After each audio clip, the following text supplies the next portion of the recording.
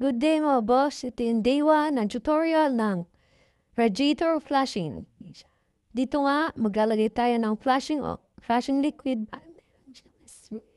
Yan po, sasalin natin siya. Tapos, dalagyan natin ng mineral water. Then, patatakbuhin natin siya ng 1 to 2 days siguro. Hanggang malinis yung radiator natin. So, ito na, yung day 2. Linawan ng mga coolant, tsaka mineral water. So, pinash ko na yung dati. At ito nga, napalabas ko na yung dating coolant. Nire-repeat ko lang yung first process ko. Engine flush ko siya ulit. Gamit lang ang mineral water. So, lagyan ko lang ulit ng plastic yan para hindi lalabas yung mineral water yung sasali natin. Para mag-flush uli yung old na coolant. Sasalinan ko lang siya ulit. Hanggang sa lumabas sa radiator hose.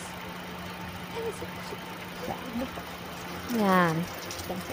Nag-flow na siya. I'm done hiding, now I'm shining like a bar of me. I'm going up, up, up. Dito, sasalin ako rin siya ng distilled water naman. Yan, usok siya. Sa ma-flash, and then, ito, papalitan ko na ng coolant. Bagong coolant siya. Kulay blue. Napaka-angas. Yan. And then, i-start ko yung engine para mawala yung na-stuck na air sa loob ng radiator. So, parang i-repeat ko lang siya. Habang nawawala air, sasalin tayo ng distilled water, tsaka ng natirang coolant. Okay? Hindi na mag-iinit to.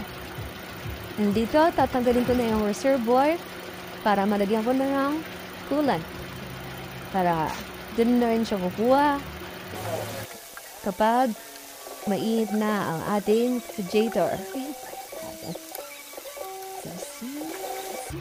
Nandito, nawala na air sa ating radiator. So, dagdag lang ako ng distilled water tsaka ng coolant. Hanggang sa mawala yung konting bubbles. Check lang natin kung nagbabawas po siya.